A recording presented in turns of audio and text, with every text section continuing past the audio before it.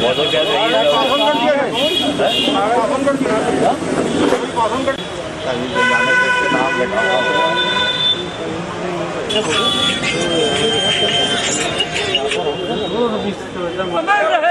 रहे देश के अमर शहीदों की मर्यादा। शहीद अमरचंद भाटिया अमर रहे। देश के अमर शहीदों की थोड़े पीछे कर लो महाराज। आज अमरचंद जी शहीद हमारे अमरचंद जी भाटिया की पुण्यतिथि है। इनकी आज इनको फांसी दी गई थी और फांसी में अंग्रेजों को के विरोध विद्रोह के करने वाले अमरचंद भाटिया जिन्होंने ग्वालियर के खजाने को खजानची रहते हुए महारानी लक्ष्मीबाई को सहायता पहुंचाने के दोष में सिंधिया खानदान ने यहाँ के महाराजा तत्कालीन और अंग्रेजों ने मिला के फांसी पर लटकाया था। वह वही स्थान है। आज उनको हम सब लोग हमारे साथी कांग्रेस के भाई उनको नमन करने आए हैं, उनके श्रद्धांजलि देने आए हैं। और ऐसे बहादुर अमरचंद भाटिया उनके परिवार को मैं आज भी उनका स्वागत करता हूं जो यहाँ उपस्थित हैं और उनका अभिनंदन करता हूं। ग्वालियर की जनता इस महान क्रांतिकारी की याद में जिस खानदान ने यहाँ से गद्दारी करके हमारी जनता की को फांसी नेता को फांसी लगवाई, हमारे लोगों के साथ गद्दारी करके सैकड़ों क्रांतिकारी जो आज़ादी के लाइन भागीदार थे महारानी लक्ष्मीबाई के साथ धोखा किया। अन्यथा हमारा देश 1857 में 90 साल पहले स्वतंत्र हो जाता है। उसका एकमात्र अगर कोई दोषी है तो वो है इस ग्वालियर का रियासत का तत्कालीन महाराजा। और यहाँ के जो जाके अंग्रेज जो थे उसमें ब्रिटिश का जो यहाँ का वायसराय था उसने भी लिखा हुआ है, लिख के भेजा था कि अगर आज सिंधिया हमारे साथ नहीं देता तो हमें बोरिया बिस्तर बांधकर ब्रिटेन वापस आना पड़ता है। ये पूरा उल्लेख जालौन जिले के गजेटियर में जो शासकीय गजेटियर है उसमें पन्नों में पेज नंबर 37 पर दर्ज है।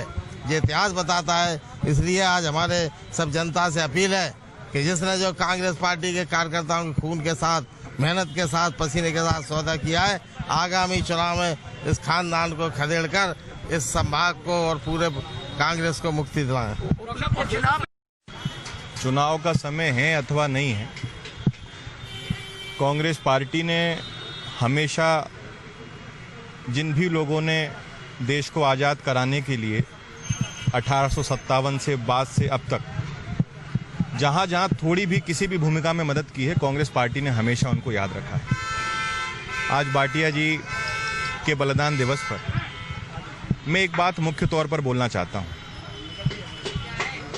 शहीद अमरचंद भाटिया जी का बलिदान दिवस के माध्यम से ये संदेश पूरे मध्य प्रदेश ही नहीं अपितु पूरे देश में जाना चाहिए कि ग्वालियर चंबल संभाग की जो तासीर है वो हमेशा न्याय के लिए लड़ने के लिए रही है और उस न्याय पे लड़ने के लिए, गुलामी से आज़ाद होने के लिए किसी को अपनी जान तक भी देनी पड़ी है तो लोगों ने अपनी जानें दी हैं। इस बात का स्पष्ट प्रमाण ये था कि 15 साल की भारतीय जनता पार्टी का जो अत्याचार पूरे मध्य प्रदेश में था उसके खिलाफ ग्वालियर चंबल संभाग में जो 16 सीटें जीती, ये उस बात का प्रमाण था कि हमारे ग्वालियर चंबल संभाग की तासीर क्या है। और मैं आज इस बलिदान दिवस के अवसर पर एक बात फिर बोलना चाहता हूँ कि आज का दिन आप लोग याद रखिएगा और जिस दिन इन बाई इलेक्शन का परिणाम आए वो दिन भी याद रखिएगा।